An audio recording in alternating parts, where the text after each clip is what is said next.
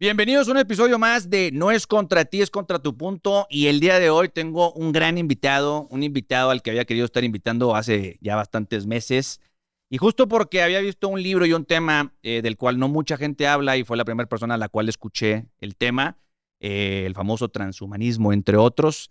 Y hoy te lo voy a explicar un poquito más a detalle, pero el día de hoy tenemos a Miklos Lukas, autor de este libro, bestseller, Neoentes. Te damos la bienvenida, Miklos. ¿Cómo estás? Muy buenas tardes. Hola, Armando. Un gusto estar aquí nuevamente en México y en tu programa. Bueno, gracias por la invitación. Bienvenido y muchas gracias por aceptar la invitación. Te lo repito, ya llevaba rato queriendo entrevistarte. El libro muy bueno. No lo he terminado, faltan 2 episodios, pero creo que a la gente le voy a dejar la recomendación aquí abajo, le voy a dejar las ligas para que lo compren. Está buenísimo el libro.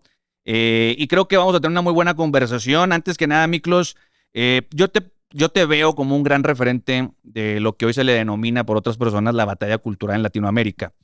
Repito, eres el primero que veo que aborda este tema del bioconservadurismo, como le mencionas en varias ocasiones, y te lo platicamos fuera de cámaras, transhumanismo, el tema de las agendas, y me gusta mucho que el libro, lo que he leído del libro, compacta bastante y resume bastante la situación moderna en la que estamos viviendo, ¿no? Este famoso globalismo, sus aristas y todo eso. Pero bueno, en resumen, ¿qué nos puedes decir de Neoentes? ¿Por qué escribiste esto y de dónde viene la idea de este libro?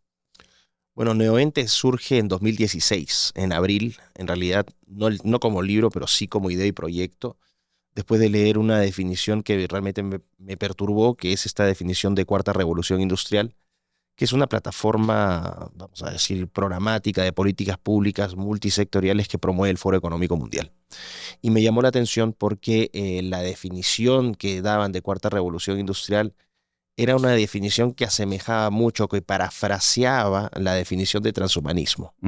Ahora, ¿cómo se define Cuarta Revolución Industrial? La fusión de sistemas biológicos, tecnológicos y digitales.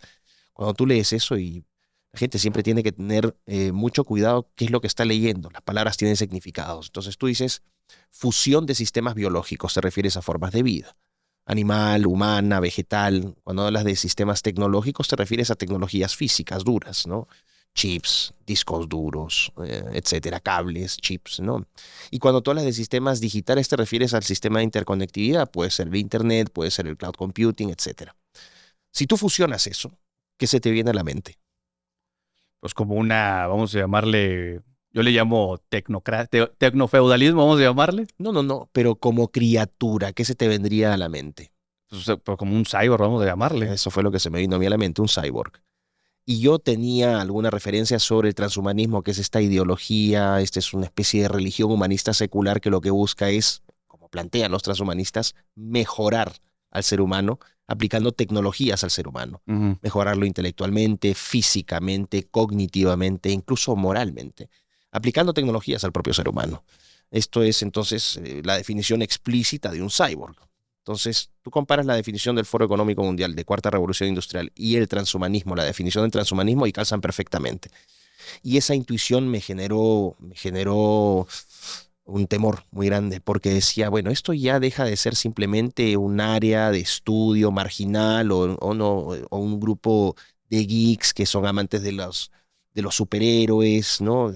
Sino que esto ya pasa a ser un organismo internacional que promueve abiertamente esto como una agenda que está siendo implementada en gobiernos en todo el mundo como una política pública global. Y esta creo que fue una contribución esencial, porque dejamos de pensar en temas de ciencia ficción, ¿no? Como áreas de estudio académico, de estudio filosófico, y ya pasa a ser un tema de interés público. ¿Cómo se manifiesta? A través de las diferentes tecnologías que se están promoviendo, la inteligencia artificial, la edición genética, la nanotecnología, robótica, computación cuántica, impresión en 3D, etcétera.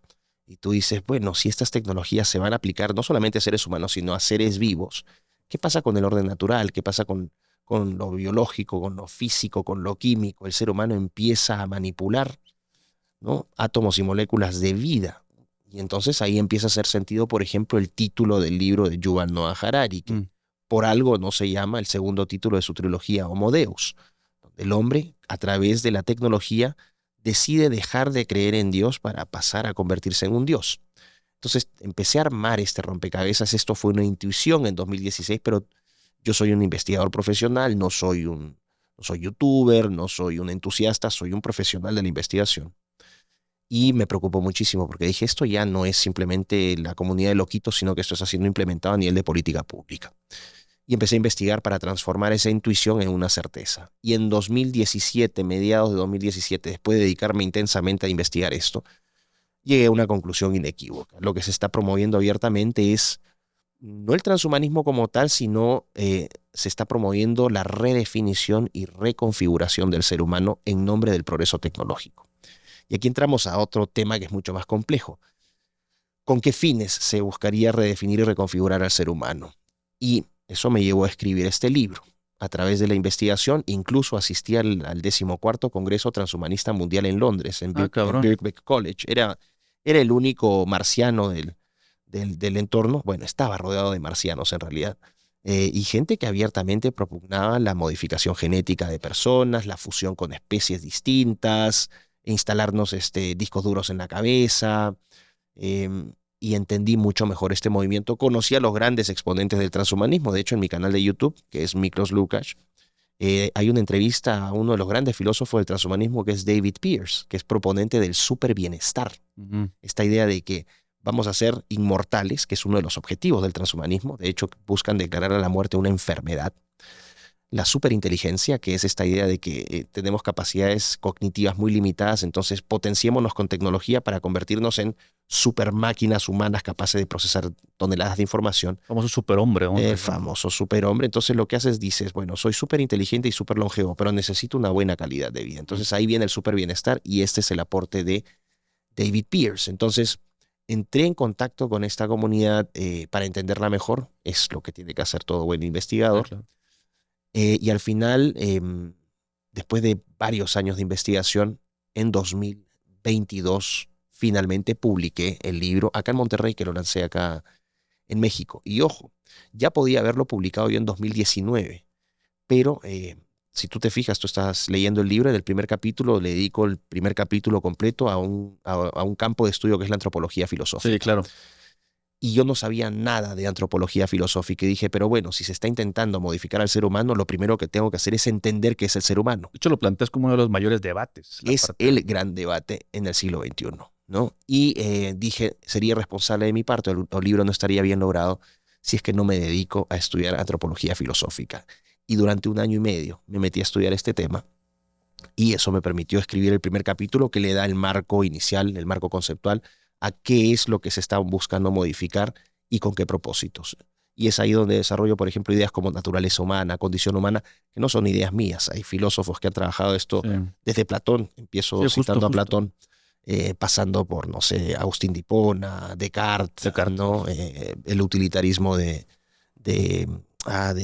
¿cómo se llama este inglés? Jeremy Bentham, ¿no? O sea, estudio a varios autores y al final vas viendo cómo a través del tiempo, en diferentes periodos de la historia, el ser humano ha sido interpretado y reinterpretado al punto en que hoy ya mucha gente no sabe qué es un ser humano, al punto en que hoy no se reconoce por temas ideológicos que tenemos una naturaleza objetiva que puedes configurar, o sea, que puedes confirmar, es una verdad autoevidente que somos hombre y mujer y que hoy a través de lo ideológico se está tratando de borrar. Esas reinterpretaciones, por ejemplo, a través de la ideología de género, todas las categorías trans, son reinterpretaciones ideológicas del ser humano. El ser humano en realidad tiene un dualismo y un dimorfismo sexual. Son verdades autoevidentes, pero hoy por cuestiones ideológicas se está tratando de redefinir y reconfigurar a ese ser humano.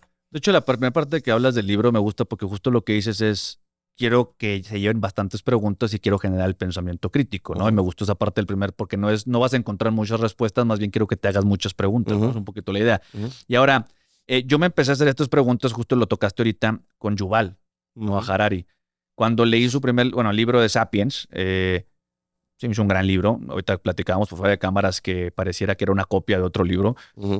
Pero leí ese y inmediatamente salió, como bien dices, Homo Deus. 2 capítulos me bastaron como para hacerme ciertas preguntas incómodas de qué pedo con este güey, qué está haciendo, de qué está hablando. Y hubo una frase que que marcó, como, o sea, que fue como algo que se rompió, vamos a llamarle acá arriba, que fue cuando dice, vamos a ser dioses, como Dios. Ay, cabrón.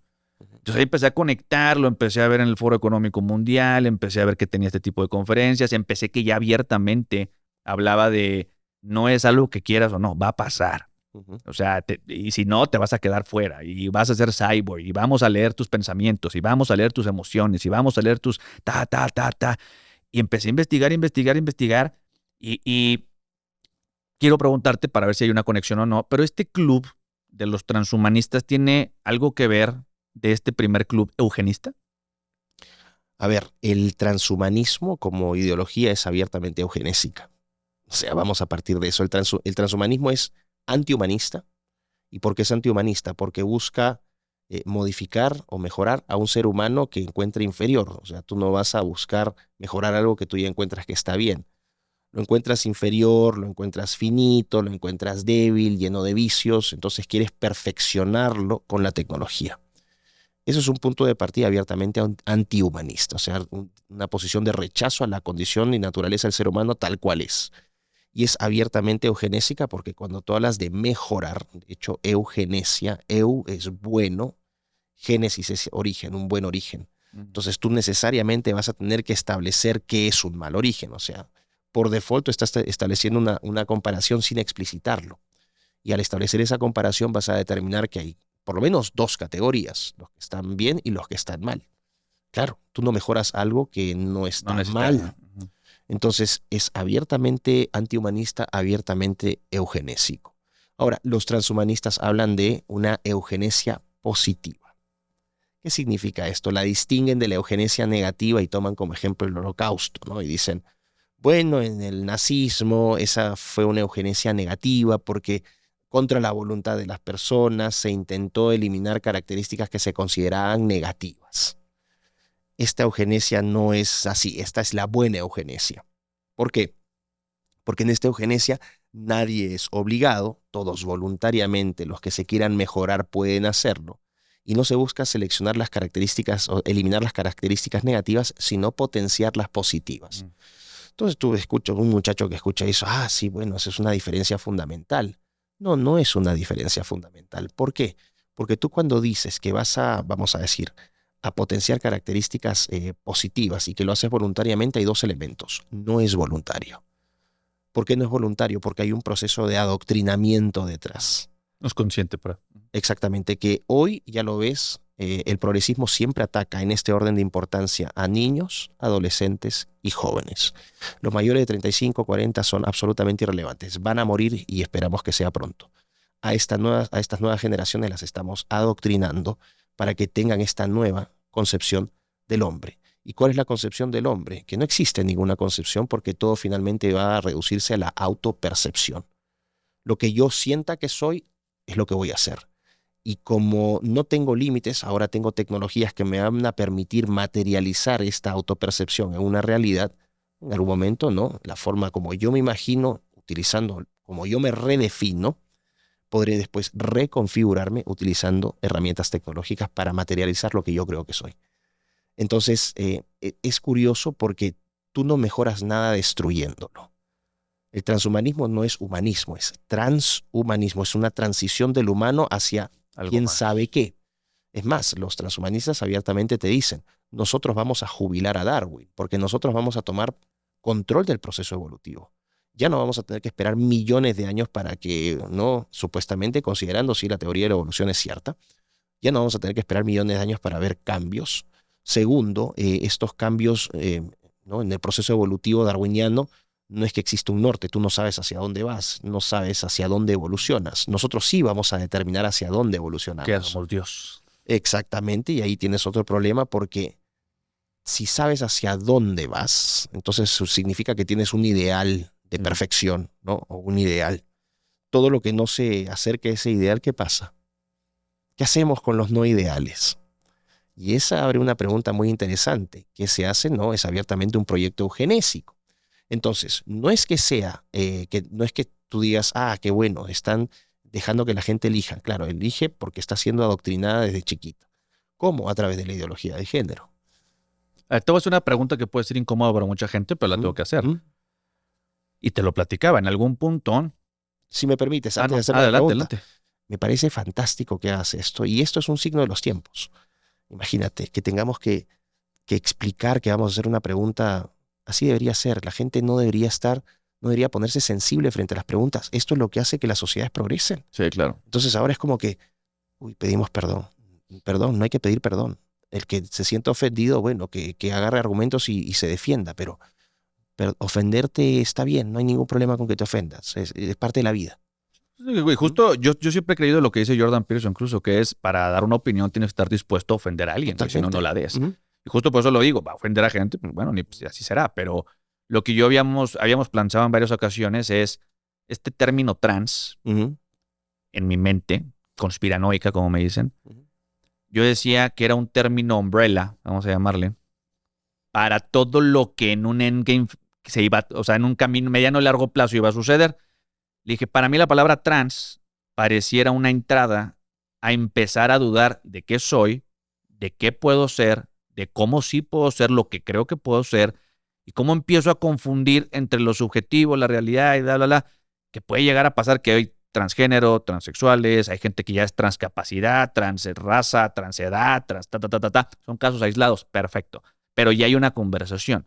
Y empiezas a encontrar ahorita, te platicaba, estos casos de las Olimpiadas en donde ya quieren dopar a los participantes y otras cosas, entonces ya empieza a ser como de pareciera que solamente te estaban preparando, metiéndote el término, vas a migrar o evolucionar a algo, y solamente estaba hecho para que esto fuera el juego final, que era el famoso transhumanismo, que es métete un brazo de cyborg, métete un chip en la cabeza, haz una extensión de tu cuerpo con un CPU. O sea, para mí era cómo te normalizo el trans para que a ti te quite el miedo de modificarte en cualquier aspecto. ¿Tengo algo de razón en esa premisa o Absolutamente. De hecho, lo detallo con profundidad en el libro y explico lo que tú has señalado, lo explico a profundidad. Esta fue la intuición que tuve particularmente, como te dije, en 2016 cuando llegué. Por eso es que se me escarapeló la piel. Porque dije, bueno, ¿hacia dónde? Esto no es simplemente de ¿no? Fenómenos espontáneos. No, no, no. Hay un periodo de preparación. Ver el tipo de series o películas que se han ido, ¿no? lanzando en los últimos años. Las series en Netflix. Los videojuegos, que es un campo increíble. Los videojuegos abiertamente orientan a los niños, adolescentes y jóvenes a redefinir al ser humano. Entonces, no, es correcto lo que tú señalas. Todas estas categorías trans, qué curioso, transraza, transedad, transespecie, transcapaz, transbotánico, transeconómico, transhumano. El prefijo se mantiene, es la transición hacia algo que la naturaleza no dicta que somos. Pero ahora ya somos dioses, tenemos las tecnologías, entonces no dependemos de la biología, no dependemos de la física y la química, ni de la evolución. Nosotros vamos a tomar control de nuestro destino. Por eso es la transición del Homo sapiens al Homo Deus. Tú ya no vas a ser creado a imagen y semejanza de Dios, vas a ser creado a imagen de lo que tú te autopercibes que eres. Y por eso es que el ataque de estas corrientes progresistas, seculares, antihumanistas, es tan brutal y tan violenta y tan agresiva contra el cristianismo. Lo que está ocurriendo hoy no son actos espontáneos, estas quemas de iglesias, estos ataques a las comunidades cristianas, todas las restricciones que hay, las burlas que reciben. No, no, no, esto es deliberado y por una sencilla razón. El cristianismo, ¿no? con sus pros y sus contras, aporta el sustrato moral de Occidente. Sí. No se entiende Occidente y cualquier ignorante no va a venir a condicionar esto. Lo que hemos conseguido es gracias a los fundamentos morales de Occidente, del cristianismo. El cristianismo te aporta a verdades absolutas y objetivas. Cuando te plantea los 10 mandamientos, seas creyente o no, es una especie de código de conducta, ¿no? Te guía en lo que tienes que hacer. No te dice lo que tienes que hacer. Sí. Te establece ciertos patrones. En el mundo actual del progresismo, todos estos patrones, estas verdades absolutas o objetivas son eliminadas. ¿Por qué? Objetivas, ¿no? Exacto, porque tú necesitas vivir en un mundo de relativismo, es decir, en un mundo de ausencia de verdades objetivas, porque si no, tus autopercepciones pasan a ser refutadas por la verdad objetiva. Y ese no es el campo. Lo que tú quieres hacer entonces es vivir en un mundo de post-verdad. Ese mundo de posverdad donde mis emociones y mis sentimientos pesan tanto o más que los hechos objetivos. Claro. Entonces, oye, soy un hombre que se percibe mujer. Claro, pero es que lo que pasa es que tus genes marcan claramente y científicamente que tienes cromosomas XY. No, pero es que yo no tengo limitaciones biológicas. Yo soy en realidad lo que yo percibo que soy. Eso es relativismo puro y duro. Y por eso es que postulas y promueves ideologías anticientíficas como la ideología de género. ¿Y a dónde atacas? A los más vulnerables, en lo emocional, en cuanto a las experiencias, que son los niños, adolescentes y jóvenes. Segmentos de la población que no tienen la suficiente experiencia y madurez, ¿no?, que les da la vida para entender la importancia, por ejemplo, de las relaciones sociales, de las relaciones de familia, de la importancia del dualismo y dimorfismo sexual, que se expresa no solamente en términos anatómicos o fisiológicos o psicológicos, sino también en términos sociales, políticos, económicos y culturales. Lo que estás haciendo ahorita es destruir todo eso y crear un mundo de posverdad donde ideologías relativistas como el transhumanismo no tengan un campo fértil. Pero, y con esto cierro, tú no mejoras nada destruyéndolo. Es imposible mejorar al ser humano destruyendo al ser humano. Es una contradicción fundacional. Es la famosa también, de ahí parte la deconstrucción y todas esas madres que nada más es romper algo, pero sin proponer algo La distinto. deconstrucción es otra forma de hablar de redefinición y reconfiguración del ser humano. Redefinición en lo conceptual, en lo ideológico, y reconfiguración en lo físico, en lo tangible, ¿no?, a través de tecnologías. Que fíjate que ahorita que lo estás diciendo, pareciera este relativismo moderno de cada quien puede hacer con su vida lo que quiera mientras no afectes. Creo que lo mencionas incluso aquí, a una tercera persona, ¿no? Es un absurdo. Drogas, prostitución, bla, bla, bla, bla. Mientras yo soy libre de hacer lo que quiera. Esa es como la época en la que vivimos, que coincido. O sea, ya pareciera que en efecto el famoso Dios está muerto. Es una realidad. Casi que en Occidente lo podría ver, por lo menos mediáticamente. Bueno, Nietzsche lo que quería decir con eso es que básicamente el ser humano ya vive en un periodo de confusión. Nietzsche lo que hizo fue una crítica muy dura a la filosofía, a la tradición filosófica occidental, ¿no? Y también una crítica muy dura a cómo los seres humanos se habían formateado a través de esta tradición filosófica y a través también de la religión. Y claro, esto que tú estás planteando es un postulado del libertarismo. El libertarismo es una ideología política, ¿no?, y que también podría pasar como un postulado progresista, ¿no? Que es esta ideología política en la cual tú dices, bueno, yo soy libre de hacer lo que se me dé la gana, mientras yo no afecte a terceros. Hay una definición incluso de Venegas Lynch, muy conocida, ¿no?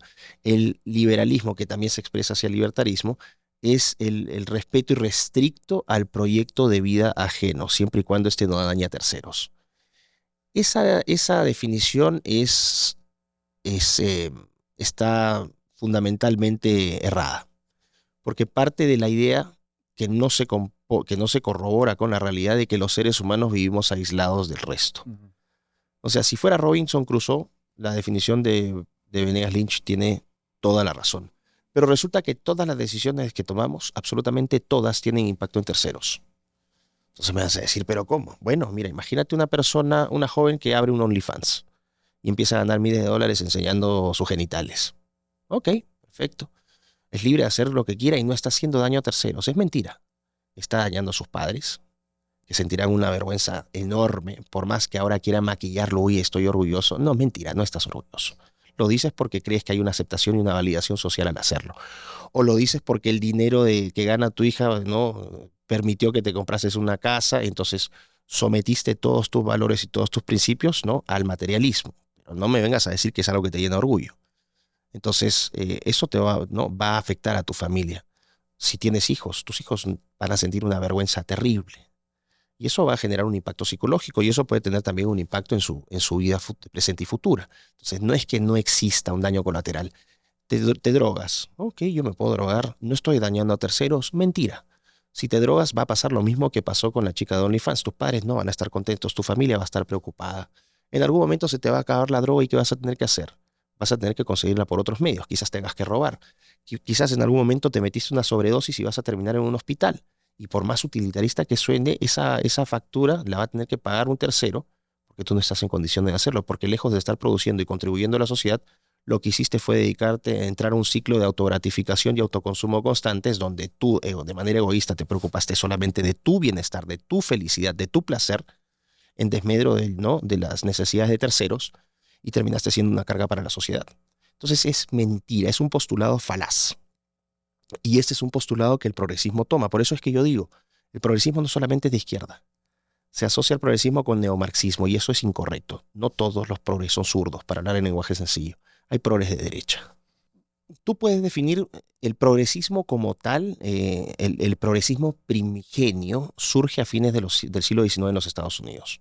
¿Ok? Fue una corriente, eh, vamos a decir, contra la corrupción, motivada principalmente contra la corrupción de quienes entonces eran considerados los grandes millonarios de los Estados Unidos. Estamos hablando de los Rockefeller, de Andrew Carnegie. Ford, Carnegie, Exactamente, toda esta gente que fueron denominados los robber barons, los varones ladrones. Era gente que tenía un poder económico increíble, que controlaban abiertamente el sistema financiero, el sistema de ferrocarriles, el petróleo, bancos, todo. Petróleo, banca, finanzas, todo, ¿no? Entonces fue un rechazo a la corrupción de esta gente que utilizaba su poder económico ¿para qué? Para corromper lo político desde lo local. Hacían lobbies y cabildeos en gobiernos locales, que eran los más chiquititos, para que les pasaran las licencias, para que les aprobaran sus construcciones, para desalojar a gente a través del poder económico.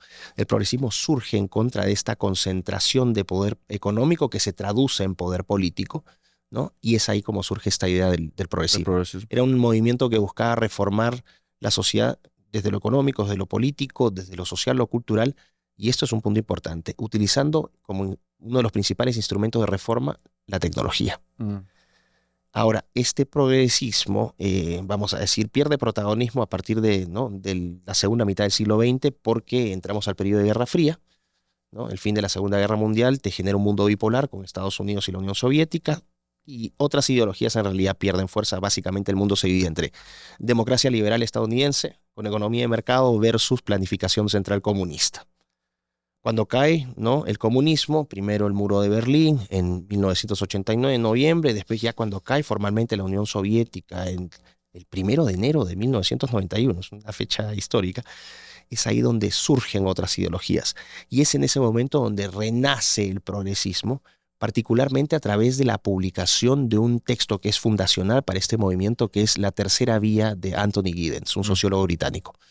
Giddens publica este libro en 1998 y él dice, a ver, nos hemos estado, ¿no?, moviendo en este mundo bipolar, donde tenemos los excesos del neoliberalismo y del mercado, y por otro lado la incompetencia y la burocracia del socialismo, sobre todo la socialdemocracia. Lo que tenemos que hacer es tomar lo mejor de ambas partes, la conciencia social de los zurdos o socialistas y la eficiencia del mercado, y fusionarlas y crear una tercera vía. Lo particular de este libro de Giddens es que Giddens empieza a hablar, por ejemplo, de la importancia del medio ambiente, de las minorías sexuales, de las ONGs, del feminismo. Es una plantilla que ya viene desde 1998. ¿Qué pasa con este movimiento de tercera vía? ¿Quiénes son los dos grandes promotores iniciales de este nuevo progresismo? Que era, como se declaraban ellos, ¿no?, del centro radical. El progresismo era el centro radical. Ni izquierdas extremas ni derechas extremas, centro radical y abiertamente tecnocrático. Es decir, no van a ser sociedades guiadas por políticos o farsantes o economistas, sino por tecnócratas, ¿no? Gente expertos en políticas públicas y todo esto. Bueno, empieza a ser impulsada por Bill Clinton y Tony Blair en el Reino Unido. Son los dos grandes jinetes que van impulsando esto en Naciones Unidas, en foros internacionales, a nivel internacional. ¿Y qué empieza a pasar? Las universidades empiezan a formatear y empiezan a graduar a jóvenes en esta idea, ¿no?, de este nuevo progresismo tecnocrático. Eran ellos los llamados, por ser los más educados, a ocupar cargos en las Naciones Unidas, en los organismos multilaterales, en los gobiernos nacionales, y poco a poco empieza la colonización de estos burócratas o tecnócratas en los organismos internacionales. El problema es que tú tienes que, con estos tecnócratas, claro, salían graduados de Harvard, y por ser graduados de Harvard ya pensaban que por default eran todos unos genios, pero jamás habían ido a comprar un kilo de pollo al mercado. No tenían ningún contacto con la realidad. Y lo que empiezas a crear es una clase tecnocrática, burocrática, completamente desarraigada de la población. Intocable. Totalmente intocable, además con una rendición de cuentas casi inexistente. ¿Y qué es lo que ha pasado? Y esto solamente ha ido aumentando con el tiempo. Que has poblado estos organismos multilaterales de parásitos que ganan sueldos millonarios, que no rinden cuentas a nadie de lo que hacen, y que ahora tienen la desfachatez de imponer condiciones, paquetes de políticas públicas y paquetes legislativos que son puestos como estándares, como un modelito, ¿no?, que se va poniendo exactamente en todos los países. Agenda ideológica de género, tema medioambiental, feminismo, el tema del multiculturalismo. Y todos los países tienen realidades completamente distintas, pero te fijas, y esto vamos a decir, refuta, pero categórica y totalmente cualquier acusación de teoría de conspiración. La prueba más grande de que esto no es una teoría de conspiración, de que este copamiento de organismos supranacionales y violación de soberanía nacional es un fenómeno hemisférico, es que en todos los países de la región, de todo Occidente, son exactamente las mismas leyes, las mismas políticas, la misma agenda, solamente que van a distintas velocidades. Exacto. Tienes países como Canadá, que ya son mundos distópicos abiertamente, o países como el Reino Unido, en el mundo hispano, Australia, España, que es cabeza de lanza, vamos a decir, para el mundo hispanohablante, con países como Argentina, que estaban muy avanzados, ahora bueno, con el freno de Milei, pero tienes microlaboratorios como Uruguay. Colombia. El caso de Colombia, México lamentablemente también va por ese camino, y tienes países que, como Paraguay, por ejemplo, Paraguay está todavía, es un foco de normalidad, Asunción, ¿no? Paraguay es un foco de normalidad, pero ya están presionando muchísimo al Paraguay. Entonces tienes estos países que van simplemente a distintas velocidades. Volviendo al tema del progresismo, y con esto cierro. Entonces lo que hiciste fue crear este movimiento progresista que te dice que el progreso ya no tiene que esperar. Este progreso ya no es un progreso. Olvídate el progreso, ¿no? El progreso hacia un camino hacia Dios, eso es absolutamente irrelevante. El progreso es materialista y es utilitarista. O sea, tú vas a progresar en la medida que ¿no? concentres más riqueza y que satisfagas más necesidades físicas o biológicas. Por eso esta idea de promover ¿no? el autoconsumo y la autogratificación en generaciones más jóvenes. Pero no solamente eso. Lo que estás haciendo es que bajo este nuevo ideal de progreso, y sobre todo progreso tecnológico, el ser humano tiene que evolucionar, no solamente física, cognitiva, ¿no? intelectualmente o moral, no, en estos aspectos físicos, sino también evolucionar moralmente. Y aquí hay un problema gravísimo. Yo tomo también la crítica de un autor muy importante, un gran filósofo, creo el más importante vivo a nivel de Occidente, que es John Gray, un filósofo que él ha trabajado profundamente la idea de progreso. Y Gray dice, es absurdo pensar que el ser humano progresa moralmente. El progreso tecnológico es evidente, es medible, es cuantificable. Nuestras tecnologías hoy son muy superiores a las anteriores. Sí, claro. El progreso social y económico es también, ¿no? verificable. Hoy tenemos una esperanza de vida mayor, tenemos mejores condiciones de salud, vivimos en casas, tenemos electricidad, mucho más comodidad de lo que teníamos antes. Eso es un progreso en lo social y en lo económico que es cuantificable, medible. Pero pensar que hoy odiamos o amamos menos que los romanos, o que no somos envidiosos, ¿no? Y que ya los otomanos o los, no sé, todas estas culturas previas, los egipcios, eran distintos como humanos, es absurdo.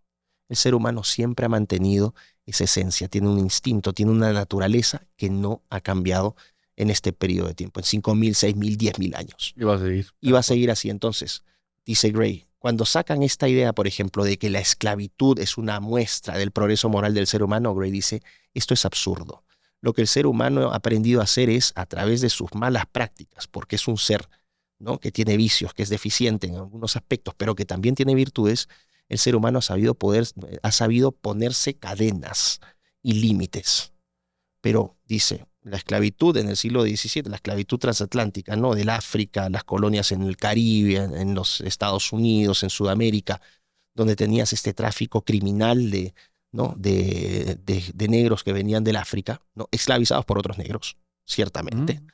Me dicen, bueno, esas leyes surgieron y prohibieron la esclavitud. ¿No hay esclavitud hoy en el siglo XXI? Que sea ilegal no significa que no exista, y que sea ilegal... O sea, con salario mínimo. Que sea ilegal no significa que se elimine el instinto de gente sin ningún tipo de escrúpulos para no destruirle la vida a otros. Tú tienes hoy tráfico de personas, tráfico de niños, sí. Esclavitud en redes de prostitución, esclavitud laboral. En África, por ejemplo, en grandes corporaciones tecnológicas que compran mano de obra barata en el negocio de los diamantes. Sí. Por favor, sí. ¿De qué progreso moral me hablan? Claro, nos pusimos unas cadenitas ahí para no ser tan malos, pero la moral no ha cambiado. De hecho, vi una oficina, me dio mucha gracia que hace poquito vi que abrieron el primer office, ¿cómo se llama? De Apple, las tiendas, bueno, que abrieron una tienda Apple. No con qué país de África fue, creo que fue Uganda. y lo estaban criticando porque justo es como chingados, güey, va la cargada del gobierno a ser la primera que compra el iPhone. Pues atrás en tu patio se están esclavizando gente para producir ese iPhone, güey. Y te estás quejando abiertamente hacia afuera, pero al mismo tiempo celebras que ponen la primera tienda Apple y te formas a comprarla tú y eres eres negra también. Entonces, es un poquito el choque de ideas que, porque lo decía ahorita por lo que decías de negros colonizando negros o esclavizando negros, porque es una de esas leyendas negras que por ahí que existen, ¿no? Con esto quiero amarrar un punto que creo que es importante. Te platicaba que había hablado con Javier Villamor. Y justamente lo que decíamos, o la conclusión, una reflexión a la que llegamos es, tenemos más cosas en común con mi compadre, el de izquierda conservador, que con un libertario. Justamente, y ahorita que hablamos del progresismo y todo esto, y muchas cosas pues me están sonando ahorita con lo que dices, porque pareciera que hay una gran cantidad de personas conservadoras, y siento yo que, y lo platicamos, que esto de izquierda y derecha solamente es para partirnos la madre, para estarnos estresando y para pelearnos entre nosotros, cuando ya realmente no es funcional. ¿Tú qué opinas de ese punto? ¿Esa dicotomía se te hace funcional? A ver, aquí en la audiencia hay alguien que puede dar fe de que creo que también he sido el primero en desarrollar esta idea de que es absurda esta dicotomía entre izquierdas y derechas. Lo vengo haciendo hace 10 años. ¿Y por qué lo planteaba? Porque decía, y lo voy a poner como un ejemplo, y lo conversábamos fuera de cámaras, ¿no? Yo tuve una invitación a Morelia, a Michoacán. Y en la presentación había más o menos unas 500, 600 personas. Y yo le pedí a la gente que levantara la mano si se identificaba con la izquierda. Y, vamos a decir, no te miento, 2/3 del auditorio levantó la mano. Después le pregunté a la otra parte cuántos se identifican con la derecha y aproximadamente una quinta parte levantó la mano. ¿Okay? Yo dije, miren, acá ha ocurrido un milagro. Si ustedes no se hubiesen conocido en este foro, probablemente estarían peleando en la calle porque unos son de izquierda y otros son de derecha. Pero aquí lo que los está uniendo no es ni las ideas de Marx, ni de Hayek, ni de Adam Smith. Aquí lo que los está uniendo es una preocupación justificada y muy profunda de cómo están atacando y disolviendo a sus familias, cómo están adoctrinando a sus hijos, cómo están destruyendo a su país. Y en este tipo de problemáticas, las distinciones entre izquierdas y derechas son absurdas, porque al final, más allá de izquierdistas y derechistas, lo que tienen son seres humanos que comparten, ¿no? Aunque sean distintos, comparten sueños, aspiraciones, tienen temores. Vuelves a la naturaleza y condición del ser humano, que es como tú sabes, es lo primero que yo desarrollo. Y efectivamente es eso. ¿Por qué? Porque cuando tú ves, por ejemplo, ¿no? Terapias de hormonización en niños. A ver, a mí me da lo mismo lo que me digan. Yo nunca voy a dejar de decir o plantar posición frente a esto. A mí me parecen crímenes de lesa humanidad. Y esto, ojo, hoy quizás la corriente esté en contra de nosotros, porque las locuras se vuelven colectivas ¿no? Y hay un frenesí de estupidez que permite que estos excesos se materialicen. Pero va a llegar un punto en la historia donde estos excesos van a quedar como una enorme mancha en la conciencia de la humanidad, como lo fueron, por ejemplo, ¿no?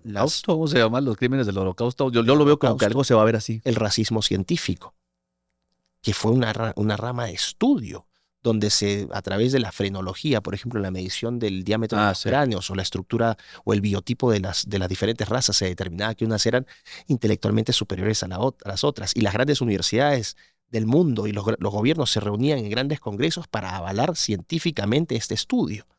¿Y en qué terminó? Precisamente en lo que tú señalas. Finales de los 1800, ¿no? Que justo fue cuando los eugenistas empezaron a querer ser cientifistas y empezaron a querer justificar a través de la ciencia justo este racismo. Vamos a llamarle. Así es. Ciertamente empieza ¿no? Con Galton, Francis Galton, que es el creador de la eugenesia, ¿no? Y empezó diciendo, bueno, tenemos ¿no? ¿Por qué no mejorar a la especie humana? Y esta idea se junta también con el periodo de colonización tardía, en 1870 particularmente, en adelante, la colonización de distintos países europeos en el África, la repartija de África, como se llama en inglés, the Scramble of Africa, ¿no? Entonces el Reino Unido tiene ciertos territorios, Francia tiene otros, vamos a decir el Congo belga, Namibia para los alemanes, Angola y Mozambique para los portugueses, y se reparten, ¿no? África. Entonces viene con un periodo de colonización, ¿no? Una segunda ola imperialista en Europa, y esto se asocia a esta idea de que, mira, sí, hay una superioridad no solamente en el término racial, sino que esa superioridad racial está asociada también a una superioridad moral. Entonces, antes de perderme con este ejemplo, lo que voy es que hoy estás viendo lo mismo. Se planta como ciencia algo que es pseudociencia. Todas estas cosas en algún momento van a generar resultados aún mucho más reprobables y más indignantes de los que tenemos. Mucha gente va a sufrir las consecuencias de esto, por más que estemos intentando algunos de decirles, a ver, se les está vendiendo basura, se les está vendiendo promesas que son vacías, se les está vendiendo promesas cuya única consecuencia va a ser la disolución de ustedes mismos, de sus libertades. Hay a la gente que quiera creerlo, pero esto va a pasar. Ahora, no sé si llega a pasar en el tiempo de vida que me queda, pero lo que sí sé es que la historia es implacable y todos estos excesos en algún momento, ¿no?, que entran como una montaña rusa, tienen un punto de caída. Va a llegar un punto donde esto va a colapsar y después nuevamente el ser humano, después de esa destrucción moral, de esa amoralidad absoluta, va a reconstruirse.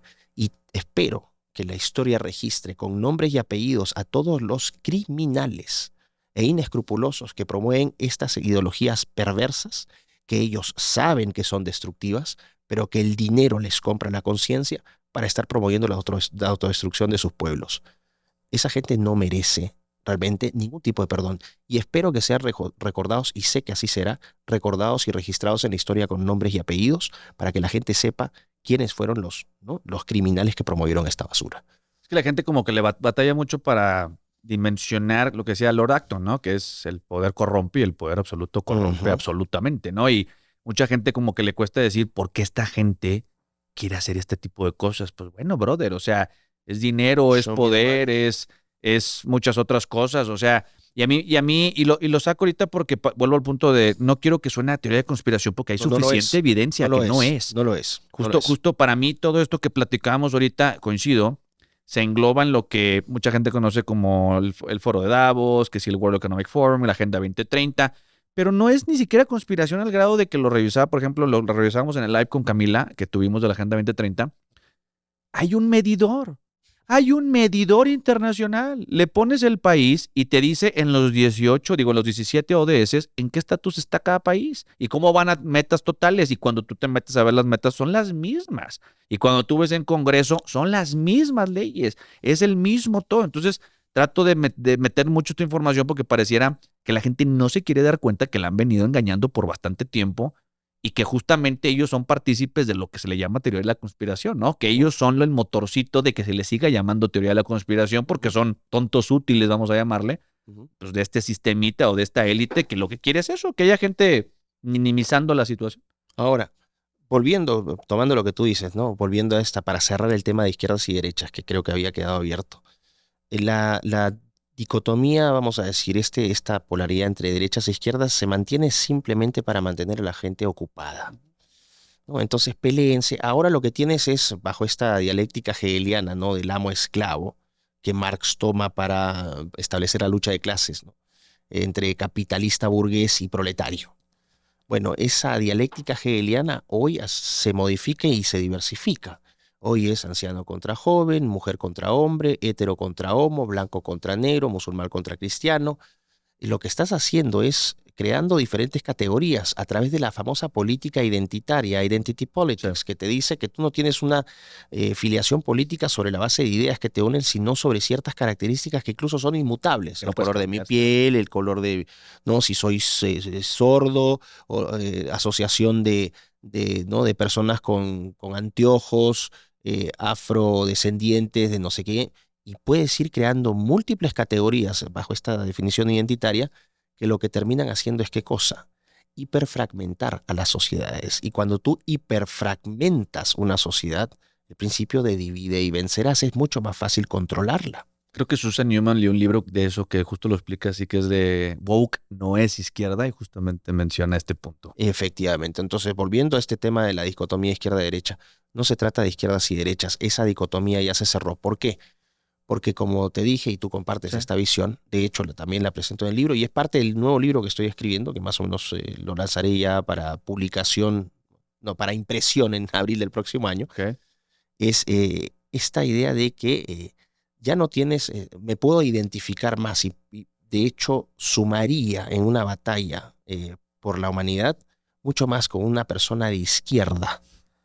Como digo abiertamente, una persona de izquierda bioconservadora, es decir, que respete la naturaleza y condición del ser humano, esto es, que el ser humano respete, ¿no? Que respete su dualismo y su dimorfismo sexual, que se oponga a esta reinterpretación de las múltiples, ¿no? De las múltiples géneros, que reconozca estas verdades objetivas y verificables de la naturaleza del ser humano, que esté a favor de usar la tecnología en beneficio del ser humano y no usar al ser humano como un insumo del progreso tecnológico, que es lo que hace el progresismo, que esté en contra de este, para mí, que es un mal absoluto, que es el aborto, ¿no? Porque cuando tú apruebas el aborto, ¿no? Ahora, ojo, esta es una escala de grises. Hay casos que son muy puntuales, que pueden ser, ¿no? En donde en estos casos el aborto sí procedería. Yo tengo esa lista muy, muy restringida. Pero que esté en contra del aborto, porque cuando tú apruebas el aborto, lo que haces es cosificas al ser humano inmediatamente. Le privaste a ese ser humano que no se puede defender, que es un ser humano en potencia y que va a ser un ser humano, y que tiene la misma dignidad y valor inherente que un ser humano ya desarrollado, le quitas sus derechos de un plumazo por decreto y lo transformas en una cosa. Y al transformarlo en una cosa, puedes simplemente desecharlo como se te dé la gana.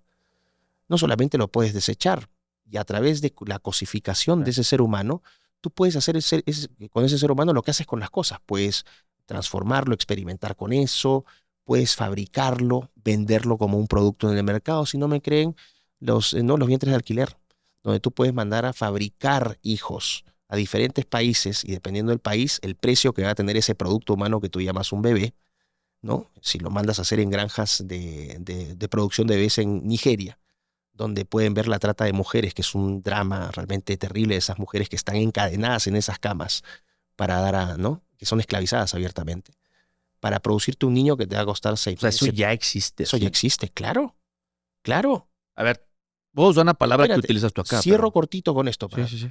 El producto ese te va a costar 6.000, 7.000 dólares. Si lo mandas a fabricar en Tailandia, te va a costar 15.000 dólares. Si lo mandas a fabricar en España, el mismo producto, ese bebé humano, te va a costar 110.000 euros.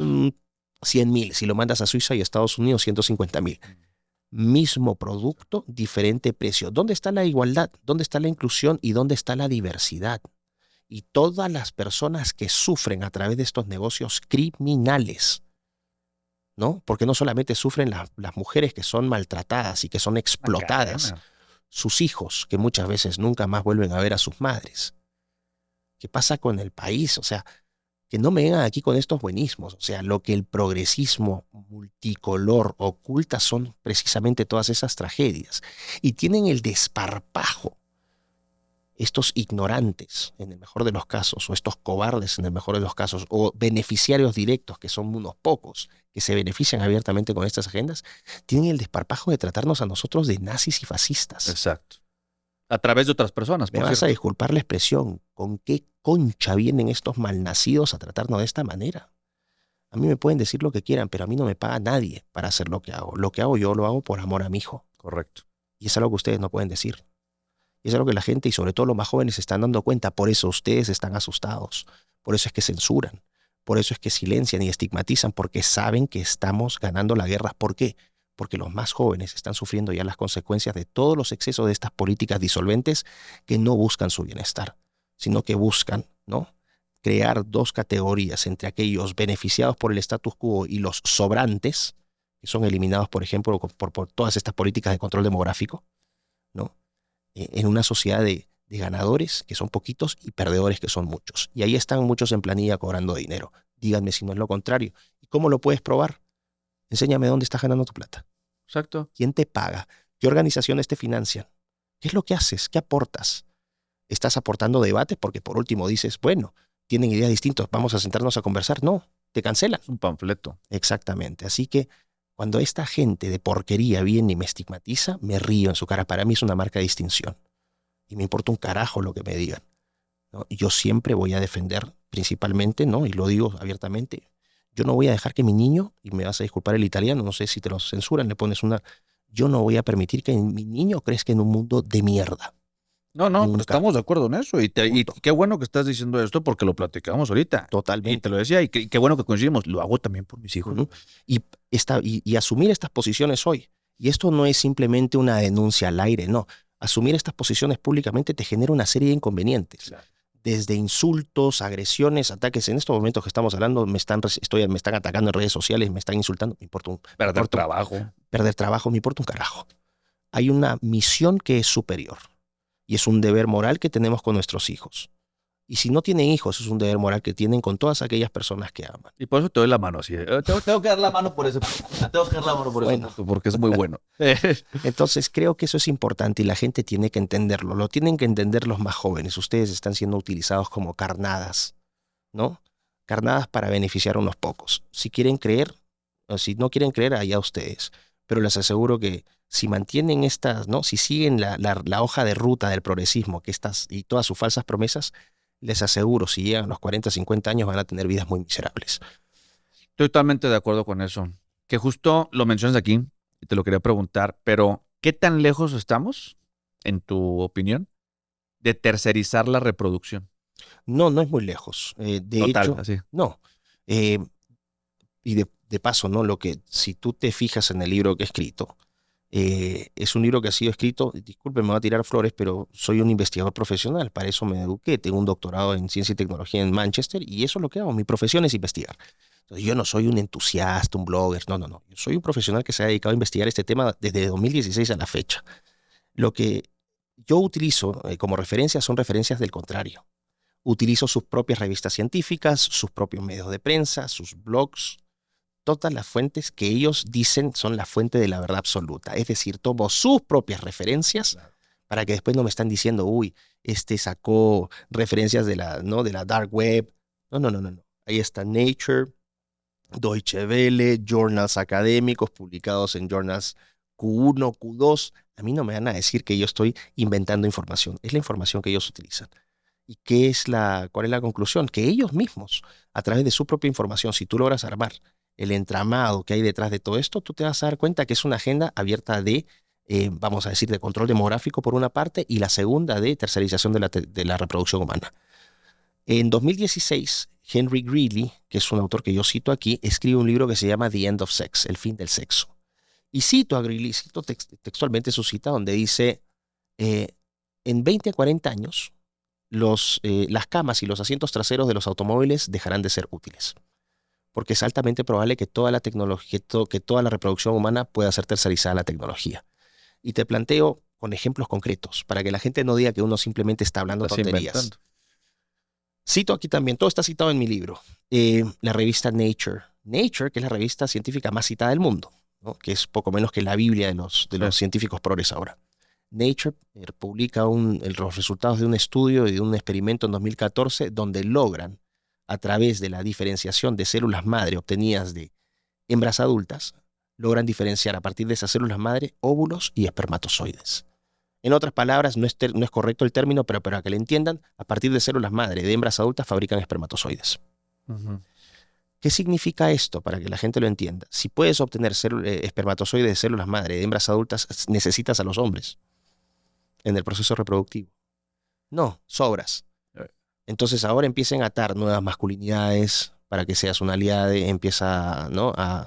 Los procesos de heteropatriarcado, machirulo tóxico, potencial violador, la estigmatización del sexo masculino y estas políticas abiertas de deconstrucción de la masculinidad que no son otra cosa que la emasculación de los niños, adolescentes y jóvenes. ¿Provocar que no haya reproducción tal cual? Pero ¿cuál es la cantaleta suprema de toda la agenda progre? Es que justo lo quería preguntar, porque tú citas aquí en el libro que la gran bandera de la agenda progre empieza con el cambio climático. Así es. La agenda climática. Es la agenda madre, la agenda verde, la agenda madre del progresismo globalista. Solamente como un pequeño, como un antecedente. La ciencia avanza y ha avanzado y va a seguir avanzando solamente cuando hay contrastación de ideas. Claro. Es así como tú has tenido teorías que trataban de explicar una cosa y vino alguien y dijo, esto está equivocado y pum, y saca. Exactamente. Ahí está, ¿no?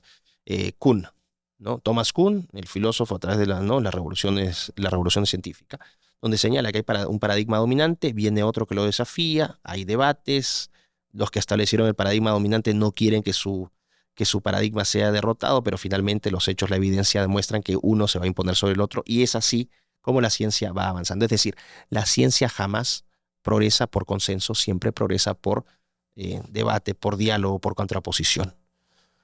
Lo que tú tienes hoy, en el mejor de los casos, es la estandarización del pensamiento científico. Hoy, si tú dices que el cambio climático es cuestionable, tú eres un apestado y pasas a ser un paria de la comunidad científica. Por el simple hecho de ejercer tu derecho como individuo, como ser humano y como científico de cuestionar los resultados altamente cuestionables de varios estudios medioambientales. El famoso consenso del 96% de los científicos dice que el cambio climático es un hecho. Bueno, esa es una cifra que se obtiene en una tesis de maestría de una estudiante suiza. ¿Ok? También lo cito en el libro. Y se contrapone abiertamente con el famoso consenso en los 70, donde el 83% de los científicos a inicio de los 70 decían que el mundo se encaminaba inevitablemente hacia una época glaciar. Entonces, por favor, explícame cómo pasas en 40 años de glaciación extrema a calentamiento extremo. Eso te dice ya mucho del tipo de ciencia que se está manipulando con esto. ¿Por qué la agenda climática es la más importante? Lo primero que diría es que cuando hay imposición de una verdad científica que no es tal, ahí lo que tú tienes no es ciencia, sino política. Y yo siempre lo sostengo en el libro también. Dime quién te financia y te diré qué clase de ciencia haces. Y dicen, pero esos son académicos de Harvard, súper prestigiosos. Sí, enséñame la planilla, ¿quiénes les pagan el sueldo? Es una vergüenza. La prostitución y la corrupción de la Academia Occidental es una vergüenza. Hay premios Nobel que están cuestionando el cambio climático. El fundador de Greenpeace está cuestionando el cambio climático. Negacionistas, estos son unos locos. Estos son unos enfermos. Inmediatamente son estigmatizados y censurados. ¿Qué clase de ciencia es esa? Entonces voy a establecer eso. En el peor de los casos, el cambio climático debería ser debatido. Pero ¿cuál es la lógica? El ser humano está destruyendo la madre tierra con esta herramienta capitalista y si no hacemos nada, la temperatura de la Tierra va a aumentar a 3, 4, 5 grados, nadie sabe ni siquiera cuántos grados va a aumentar y en 2100 corremos el riesgo existencial de morir todos. Por lo tanto, para evitar que se materialice ese riesgo existencial, está moralmente justificado de todas maneras controlar el origen de esa destrucción que nos podría llevar a una desaparición. ¿Quiénes están produciendo el cambio climático? Ahora te dicen que es un cambio antropogénico, que el ser humano lo está causando, sin tomar en cuenta el rol fundamental que tienen el sol y las nubes, por ejemplo, que son los grandes elementos de cambio climático. Pero cuando tú estableces un origen antropogénico, o el cambio climático antropogénico, tú lo que estás haciendo es adscribirle culpabilidad al ser humano. Y el ser humano se convierte en una plaga. Y de hecho hay autores y personajes del mundo progresista que se refieren a la humanidad como una plaga.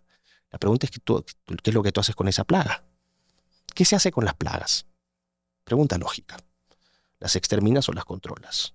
¿Cómo controlas? No vas a exterminar a la plaga humana porque sería muy escandaloso. Todo el mundo tiene celulares, no sería muy fácil esconder la información. Poco a poco. Gradualmente. Y entonces, ¿cómo los controlas? ¿Cómo controlas a la plaga humana? Para empezar, que no se reproduzca. Gracias. ¿Y cuál es la orientación y cuál es la obsesión del progresismo globalista? El aborto. Sexo y reproducción. Género, aborto. Sexo y reproducción. Tu diversidad no está determinada en cuanto a tus cualidades intelectuales, tus talentos artísticos, deportivos. No, es qué es lo que tienes entre las piernas. Es la genitalización absoluta del ser humano. Y eso es el punto final el punto fundamental de diversidad. Entonces, lo que vas a hacer es, vas a controlar a esa plaga, a través del sexo y la reproducción. Entonces, el aborto es una forma de control demográfico. Abiertamente, no necesito explicarlo. El no nacen transexualismo y homosexualidad y eso de género también. ¿Por qué? Se evita la reproducción. Exactamente, porque tú al promover comportamientos sexuales no heterosexuales evitas la procreación. O inclusive cuando hablamos de los adolescentes y niños, la mutilación. Efectivamente. En el caso del feminismo, no es empoderamiento de la mujer. El feminismo lo que ha hecho es castigar el comportamiento sexual natural del hombre. Es que eso que decías es cada vez más frecuente, que las mujeres lesbianas digan, no necesitamos hombres. Es cada vez más común y es una narrativa cada vez más común. Y en algún momento, con los avances científicos en nombre de este progreso tecnológico que busca redefinir y reconfigurar al ser humano, lo que vas a tener es que ya no necesites a hombres en el proceso reproductivo porque vas a generar espermatozoides. Tiene un nombre, ¿no? ¿Cómo se llamaba lo que nos había explicado Andy Enríquez de reproducción con la misma célula de la madre? Ahorita te digo, pero ya lo habíamos hablado con una genetista, que justo lo que Ujú. nos explicó fue eso. O sea, es Ujú. decir, si yo... Par- Partenogénesis. Claro, la partenogénesis es, por ejemplo, un sistema de reproducción. Algunos reptiles tienen esa forma de reproducción, ¿no? Donde a partir de una célula se va generando una célula igual, igual, y así Ajá. vas generando un organismo más complejo.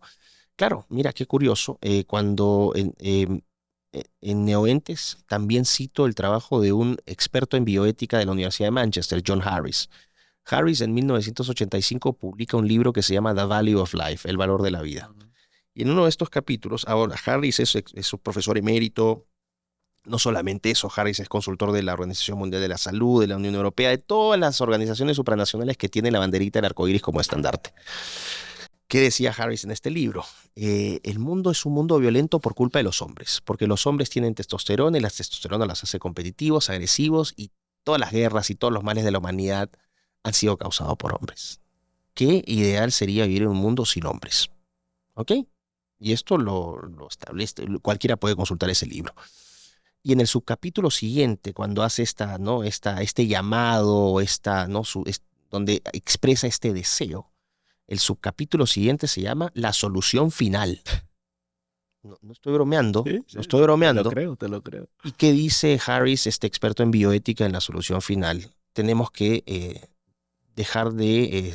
tenemos que gradualmente jubilar al hombre de la naturaleza, y tenemos que tender hacia sociedades abiertamente femeninas donde no existan hombres. Famoso andrógino, vamos a llamarle una sociedad andrógina. Exactamente. Y aquellos hombres que se opongan a este proceso tendrán que ser castigados. Abiertamente llama a la eliminación del hombre. Entonces, tú sumas estas cositas. Pero la gente va a decir, pero es uno solo. No, no es uno solo, no solamente es Harris, hay una comunidad científica detrás de esto. ¿Cuál sería el fin último? Suma lo de Henry Greeley, ¿no? La tercerización de la tecnología, o sea, la reproducción de la tecnología. Suma la visión de John Harris. Ve el estado actual de las cosas. Hoy Naciones Unidas, ¿no? Todas las agencias de Naciones Unidas siempre andan publicando posts en favor de la niñez, pero no de la niñez masculina, ¿No? de las niñas, de las mujeres. Perdón, yo tengo un niño. ¿Cuándo se preocupan del bienestar de mi hijo? ¿Qué pasa con los niños que no asisten a la escuela? ¿Son menos porque son niños? Las universidades hoy en su mayoría tienen estudiantes que son mujeres, por lo menos en Occidente. Es que más se gradúan sus mujeres. Ok. ¿Qué clase de igualdad es esa? Están acá de decretarse la igualdad sustantiva, que no es otra cosa que condenar gradualmente a los hombres a categoría de segundo nivel de ciudadano. No hay ninguna igualdad, se está abiertamente atacando al hombre.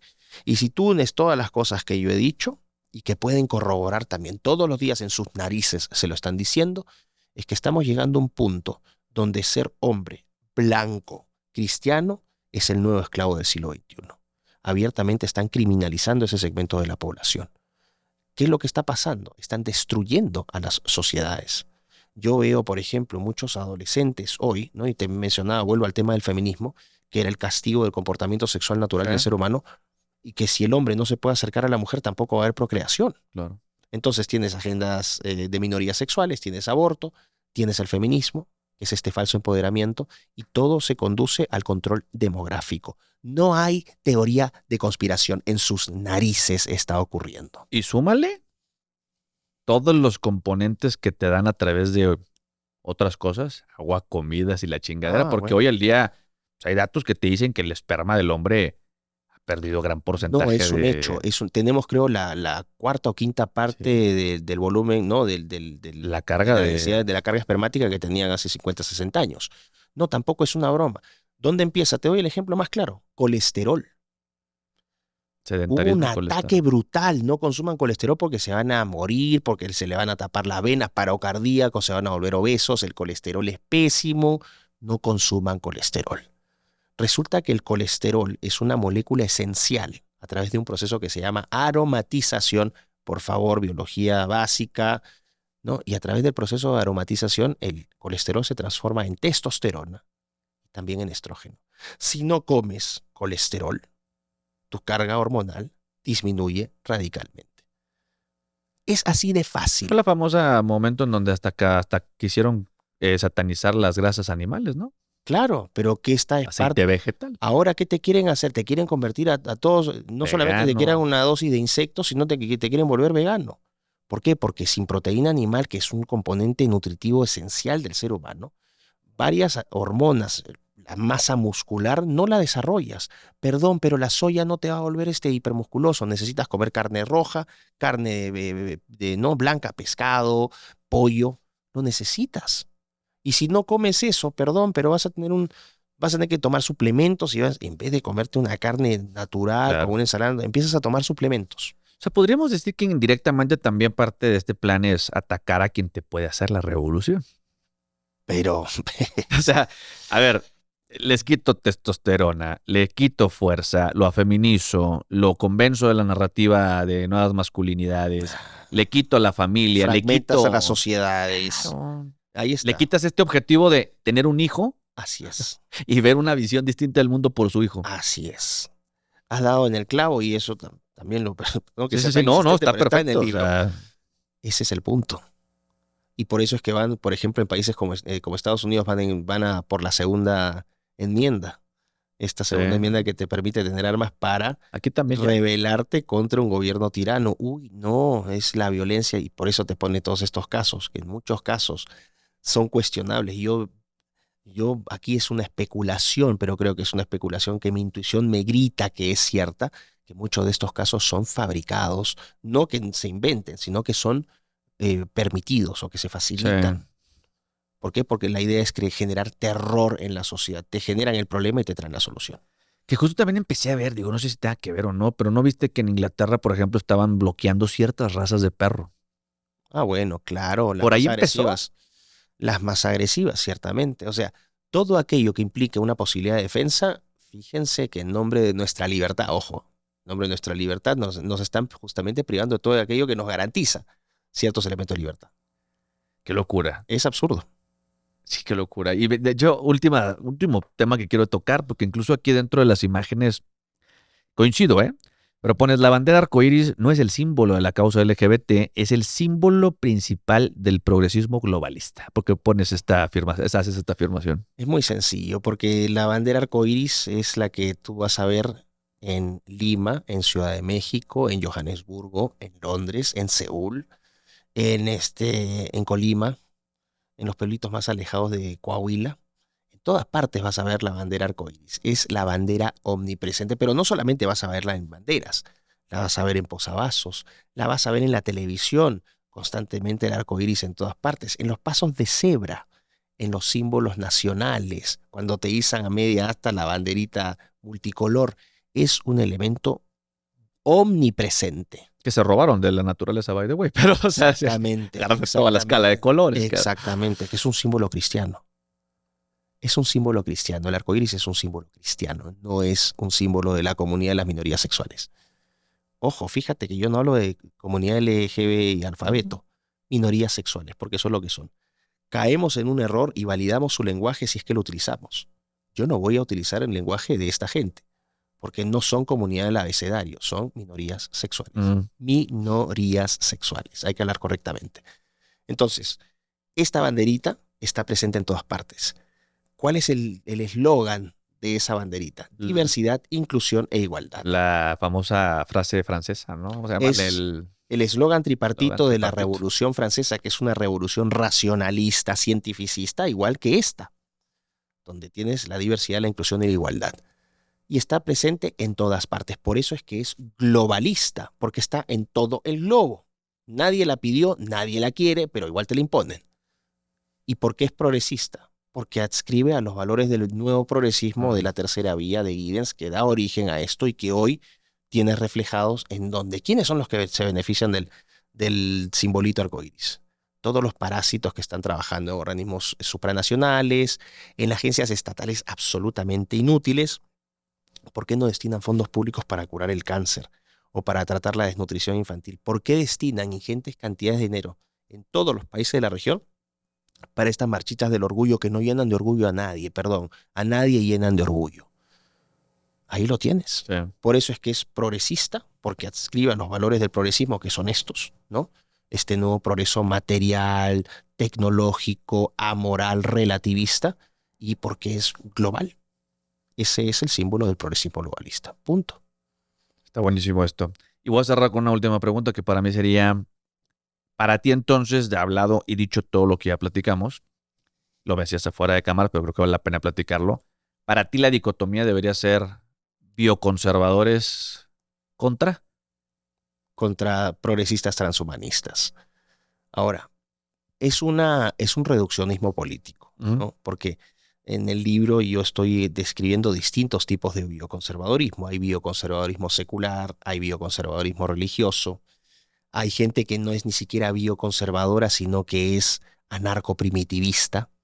El anarcoprimitivismo es una postura en la cual uno de sus grandes proponentes es John Searson, un activista, filósofo estadounidense, que dice que tenemos que destruir toda la tecnología, que debemos destruir toda la civilización y que tenemos que volver al nivel de los cazadores-recolectores. Ese es un nivel obviamente extremo que yo no comparto. Tienes a los neoluditas, ¿no? Las luditas es esta revolución que se da entre 1811, tengo entendido, y 1819 en el Reino Unido durante la primera revolución industrial, donde un conjunto de personas se agrupan, principalmente aquellos afectados a nivel de empleo, y empiezan a destruir las maquinarias textiles en ciudades como Manchester y el noroeste de Inglaterra, porque sentían que la tecnología les había quitado el trabajo. Entonces, esos eran los luditas, fueron aplastados con el ejército británico, una masacre. Los neoluditas hacen, ¿no?, referencia a esta gente que no quiere saber de la tecnología, pero que no llegan al nivel de los anarcoprimitivistas. Entonces ahí tienes, por ejemplo, los Amish, que viven en comunidades todavía congeladas en el tiempo, usan ciertas tecnologías, pero siguen yendo a caballo. Bueno, esos son los neoluditas. Y después vas a tener los bioconservadores. Los bioconservadores seculares y religiosos, sus motivaciones son distintas, pero su propósito es el mismo: no manipular la naturaleza del ser humano, preservar su condición humana. Y al otro lado vas a tener a los que buscan transformar la naturaleza del ser humano, ¿no?, a través de la tecnología para generar este nuevo humano, lo que venga, este ser superior. Entonces, la dicotomía se establece para mí en el siglo XXI en términos políticos, en cuestiones biopolíticas. ¿Estás a favor de modificar al ser humano en nombre del progreso? ¿O estás a favor de mantener la naturaleza del ser humano como es, ¿no?, y que ese progreso siga sirviendo al ser humano? Esas son las dos posiciones. Un bioconservador es una persona que puede ser de derecha, de izquierda o de centro, que dice basta las hormonizaciones, basta las cirugías de reasignación de género, los hombres son hombres, las mujeres son mujeres. Hay casos en la medicina donde se dan casos de hermafroditas, andróginos, que tienen que ser tratados médicamente, psicológicamente, tratando siempre de servir la necesidad y el bienestar de esa persona que sufre ese mal, porque ojo, nosotros a veces podemos caer en una especie de insensibilidad que no es buena. O sea, ahora tienes una epidemia trans, pero sí hay mucha gente que sufre este problema. Y debe ser terrible, ¿no?, haber nacido en un cuerpo que no te corresponde. Y eso pasa, y es una realidad. Y lo que tú tienes que hacer con esas personas es ofrecerles toda la ayuda posible para que puedan superar esas dificultades. Y en algunos casos muy puntuales, las cirugías sí se recomiendan. Ojo con esto. En algunos casos muy puntuales donde ya hay un problema identitario total, se dice, bueno, ¿sabes qué? Vamos a proceder a una cirugía. Pero son casos, caso por caso, no es la masificación de esta situación. Sino normalizar una composición general. Exactamente. Entonces, sí, hay casos entonces donde tú tienes que, bueno, los vemos y los tratamos igual que el tema del aborto. Entonces el bioconservador va a decirte, vamos a preservar al ser humano como es. El progresismo transhumanista te va a decir, no, hay que modificarlo. Entonces, esa es la dicotomía para mí. Y desde el progresismo no solamente vas a tener gente de izquierda. El PAN arcoíris es abiertamente progresista. Es igual que el PP en España, que es el Partido Conservador Español, que pacta perfectamente con el PSOE. Se pelean en términos económicos y políticos. Eso es para mantener a la grada. Uy, que estos aumentaron impuestos. Uy, que estos son estatistas. La misma tontería de siempre. Falsa derecha. Exactamente, pero donde nunca se detienen es en la promoción de todas las agendas arcoíris: aborto, feminismo, género, ambientalismo, animalismo, ¿no?, eutanasia, multiculturalismo. Para esas políticas siempre trabajan de la mano, y ahí no hay izquierdas y derechas. En Chile tienes los partidos de izquierda, la Democracia Cristiana, el Partido Socialista, y a la derecha tienes a Renovación Nacional y a la UDI. También disputas de mercado, Estado, Pero cuando se trata de avanzar la agenda arcoíris, Michelle Bachelet en 2 periodos y Sebastián Piñera de derecha en 2 periodos, nunca pusieron límites a esas políticas. Entonces, ojo, la guerra, que es una guerra antropológica, es una batalla cultural, pero la guerra de fondo es antropológica.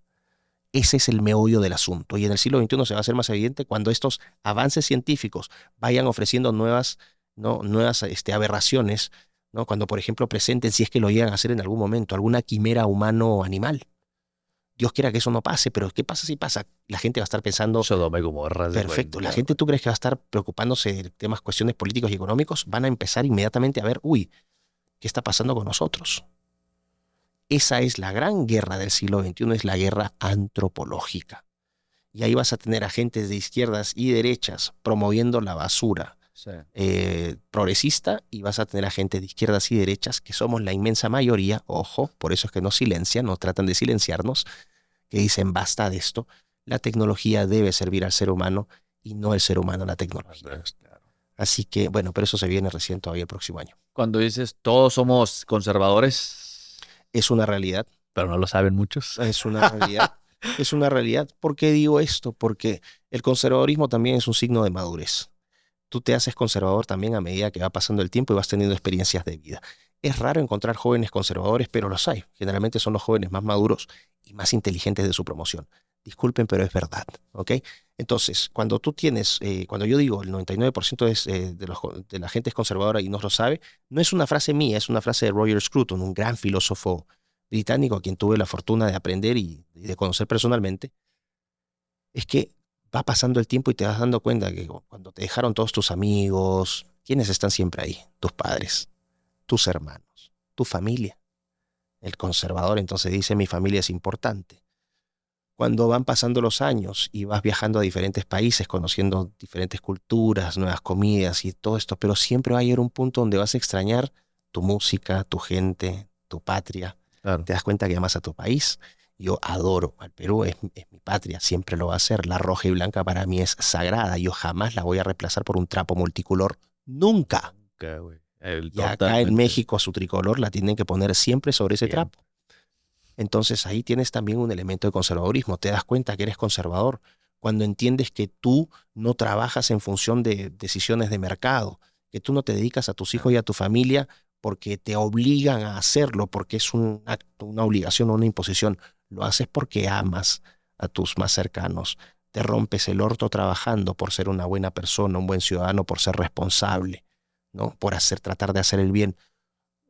Entiendes que la religión, seas o no creyente, tiene elementos que expresan esa condición espiritual trascendental del ser humano, que el ser humano es un ser que cree. Y esta es una verdad autoevidente. Creemos en algo.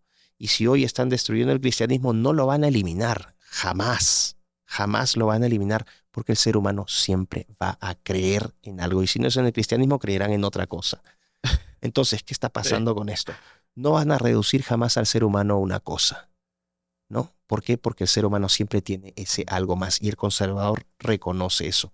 El conservador te va a decir, y con esta frase creo que se explica muy bien, el liberal te habla de un contrato social, ¿no? Nosotros de manera libre, independiente y voluntaria nos ponemos de acuerdo para, mediante un contrato social, formar una especie de gobierno que garantice nuestros derechos y libertades. Esa es una construcción teórica. Es tan como construcción teórica como la famosa revolución del proletariado que te decía Marx. O sea, la derecha, en este caso, y la izquierda se parecen mucho. Son ideologías deductivas, parten de teorías para explicar la realidad. ¿Qué te dice el marxista? Tienes los opresores, que son los capitalistas burgueses, versus los oprimidos, que son los proletarios ¿no? Oprimidos. Y entonces lo que hay que hacer es que los capitalistas burgueses son los dueños de los factores de producción o de los medios de producción. Entonces es obligación de los proletarios tomar conciencia de clase, unirse y crear la revolución del proletariado. ¿Para qué? Para aplastar a los opresores. Sí. En esta revolución, establecer una dictadura del proletariado, que lo que va a hacer es utilizar el Estado que han tomado para desmantelar el sistema capitalista que genera estas desigualdades, y una vez que el sistema capitalista esté disuelto, lo que vamos a hacer es vamos a tener una sociedad sin clases y una sociedad sin Estado. Perdón, eso jamás va a ocurrir. Esa es una construcción teórica. Y cuando los zurdos dicen, no, pero es que el marxismo no ha funcionado porque no se aplicó bien. A ver, péguense 20 veces con un martillo en la cabeza, ¿no? En algún momento van a aprender. No funciona, punto, porque es una construcción teórica. Entonces, desde la derecha tienes construcción teórica y desde la izquierda tienes construcción teórica. El conservador no se va a estas cosas.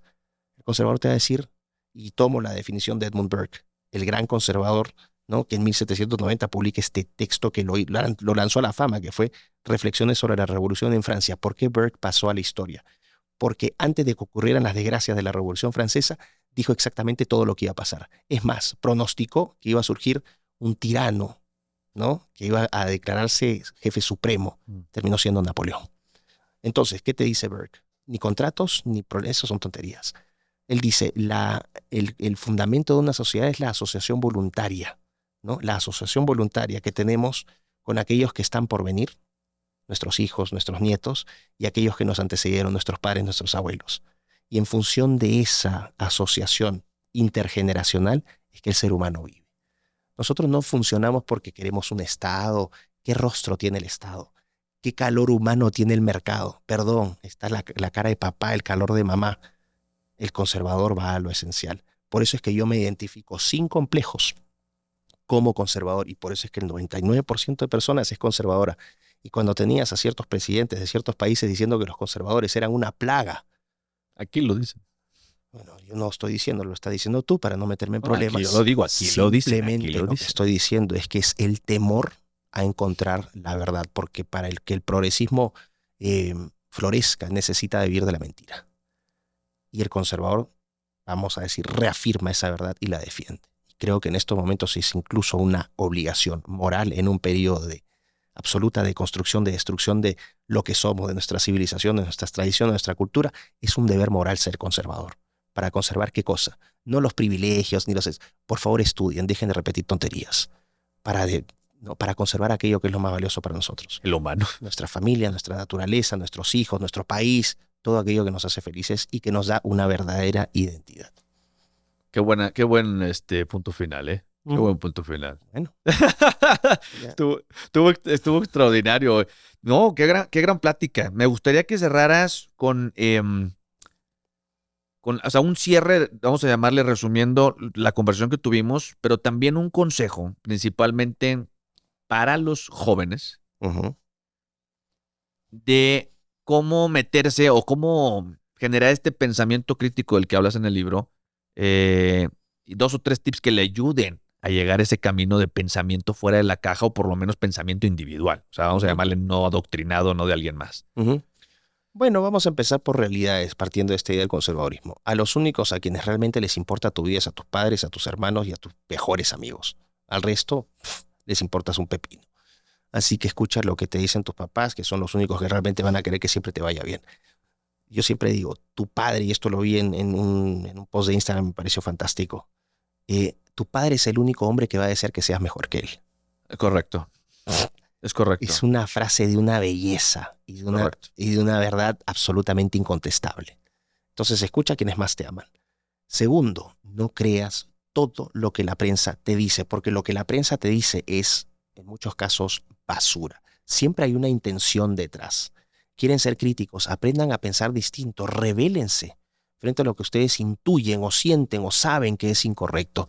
Avalar la mentira con el silencio es tan reprochable como avalarla no abiertamente propugnándola.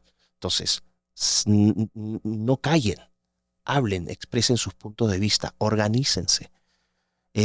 Aprendan a no estigmatizar, no se ofendan si les dicen que lo que ustedes están hablando no es cierto. Perdón, es parte de la vida, ¿ok? La gente tiene derecho a pensar distinto. Así como les gusta a ustedes ofender, si es que están dispuestos a ofender a alguien, cómansela cuando los ofenden a ustedes. La vida es dura, ¿no? Aprendan a querer. Dejen de pensar en ustedes solamente. Preocúpense por terceros. Van a encontrar mucho valor y mucho propósito en su vida cuando se dedican a causas que sirven a terceros. Aprendan a querer a la especie humana. Así como tenemos cosas malas, también tenemos cosas buenas. Y hay gente valiosa. Sí, hay mucha gente mala, pero también hay mucha gente buena. Tratemos de ver siempre lo positivo. Y construyamos sociedad. Si algo no te sale en la vida, no es porque es culpa de un tercero, es porque probablemente no hiciste lo suficiente, o no tienes el talento, o no es tu nicho, o eres medio vago, o no tienes la motivación. Pero deja de buscar explicaciones de tus fracasos en terceros. El principal responsable eres tú. Y bueno, eso, traten de ser buenas personas, sean personas de bien, aprendan ¿no? Traten siempre de aspirar a ser excelentes, a ser sobresalientes en todo aspecto. Y aun si no son los mejores en algo, sean los mejores dentro de lo que sus posibilidades les permitan ser, ¿no? Tienen tantos role models, ¿no? Estos falsos modelos a seguir, estos actores deconstruidos, drogándose, prostituyéndose. ¿Qué clase de vida es esa? ¿Realmente existen para eso? ¿O existen para cultivarse, para hacer sentir a sus familias orgullosos, para contribuir a su patria? Por favor, pueden elegir ser excelentes o pueden elegir ser mediocres. Y yo creo que en lo ideológico el progresismo claramente aspira siempre a la mediocridad. Coincido. Coincido. Redes sociales, Miklos, ¿dónde te puede encontrar la gente si quiere escuchar más de tu material? ¿Dónde puede encontrar tus libros? Canal de YouTube, cuentas para que la gente te busque. Muchísimas gracias y espero que los... Sí, se va a poner acá todo. Sí, se va a poner todas las redes, se van a poner acá y en la descripción viene la liga de donde nos digas. Muchísimas gracias. En mi canal de YouTube, que es mi principal plataforma, que es Miklos Lukács, ¿no? Ahí me van a encontrar. Hay un montón de videos ahí sobre estos temas y otros también. En Instagram es Miklos Lukács 8. En X o Twitter es mlukács, que es, vamos a decir, mi cuenta más espartana, la más la guerra, la más combativa. Ahí van a encontrar vamos a decir, un perfil que es completamente distinto al que han visto. Así que no se asusten si es que van a mi cuenta. Es la armadura. Esto es la armadura. Y ahí a veces no tengo filtros y bueno, se me escapa lo combativo. Yo diría que esas son. Y en Telegram, aquellos que usen Telegram, también tengo Miklos Lukács en Telegram. Y creo que... y en Facebook, Miklos Lukács, que está no usado, pero Facebook en realidad no se usa mucho. Pero bueno, ahí la ponemos aquí las redes para que la gente te pueda buscar. Así es. ¿Y Neoentes dónde lo pueden encontrar? Bueno, ahorita en realidad el libro está solamente disponible en algunas librerías en Argentina, está en España como Legens, acá en México tendría que estar, pero no sé, tengo que hablar con mi editorial para que lo vuelva a publicar. Y si no lo encuentran ahí, lo van a encontrar en Amazon. Lo pueden encontrar en Amazon. Si no lo encuentran en versión física, lo van a encontrar en versión digital, pero es un libro que me llena de orgullo. He vendido muy bien. Así que felicidades. Por algo se ha vendido porque creo que es un libro que, a pesar de haber sido publicado en 2022, sigue teniendo una vigencia muy grande porque todo lo que se está diciendo ahí está ocurriendo. Justo. La conspiración en realidad terminó siendo validada con los hechos y el tiempo. Es correcto. Y no es conspiración para que se dejen de chingaderas, banda. Pero bueno, te lo agradezco. Muy, muy buena conversación. Excelente libro. Te felicito. Gracias por lo que haces. Gracias por lo que compartes. He aprendido bastante en esta conversación y ahorita fuera de cámaras, pero pues cuando andes aquí en México, ya sabes, esta es tu casa, bienvenido seas. Muchas gracias, Armando. Pues bueno, muchas gracias. Gracias a ti, Armando, por la invitación. A México también, que es un país que me recibe con tanto cariño, es un país que he recorrido ya casi en su totalidad. Bueno, a ver, he estado la mayoría de estados, vamos a decir. Es un país al que quiero mucho, me encanta su cultura, su comida, su gente, muy parecido al Perú en muchos aspectos. Así que cuando yo estoy acá en México me siento en casa. Así que además como toda la comida picante no tengo ningún problema, porque en Perú también comemos comida picante, entonces son felices cuando me echan el chile más habanero y todo, no tengo ningún problema. Así que gracias México y gracias a ti, Armando, por la invitación. No, a ti, muchas gracias. Y pues bueno, esto fue todo, bola de mamones, pura vida y así.